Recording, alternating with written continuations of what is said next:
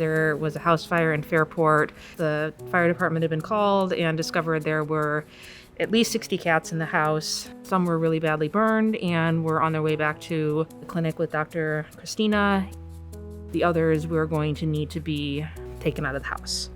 When I walked into the house, there were a lot of cats, and some of them were friendly and came right up to us, and some of them were pretty scared.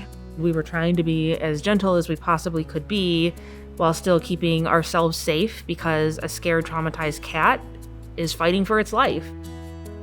We were pretty much in one room at that point, and there were probably approximately 30 cats in the room. We had a team from the farm who became sort of our couriers for that day. They were taking cats back to the shelter as we collected some, bringing supplies from the shelter as we needed them.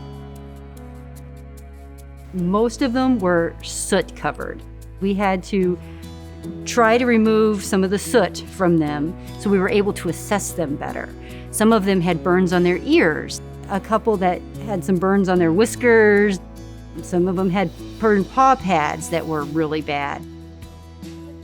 There were a few that were having some trouble breathing, so we did need to give them some extra medications and put them in some oxygen chambers for a little bit to help them get through this little bit of a crisis they were having. There were two parts to the house. There was a second half to the duplex, and we realized that this was probably going to be more than 60 cats. It took us several days to assess them all. And in our assessments, not only were we finding, the burned paw pads and the whiskers and ears, but we were also noticing that they all were needing dental work because they had very bad teeth in their mouths that were painful. We noticed that many of them were not spayed or neutered. Some of them had bad eyes where their eyes were actually ruptured. That was going to be a hurdle for us to do, was to assess all of these eyes and see, can we save them? Even though it was a terrible, traumatic situation, it was a great feeling knowing that we were getting these cats help and that we were going to be able to get them into a better place. We had recently put into place an adoption program called the Spirit Cat Program. There are going to be cats that have had none or very little socialization. They are very scared and don't necessarily want a lot of attention from people, but there are homes that will welcome these kinds of cats. And I knew that a lot of the cats that we were taking out of this house were going to be spirit cats. So I was really happy knowing that we had a program exactly for cats like them, that we would be able to find homes for them.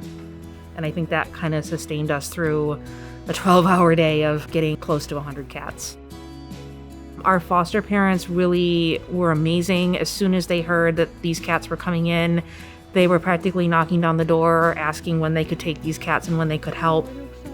Once the cats were medically ready, they need homes.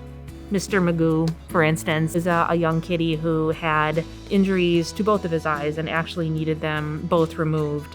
And he went into a foster home, and a relative of the foster family actually adopted him, and now he's living a great life. And he's a young cat, he has his whole life ahead of him, and it's great that he gets a chance at that. Everybody in the building was willing to do what they needed to do with these cats and continue to do what they need to do with these cats.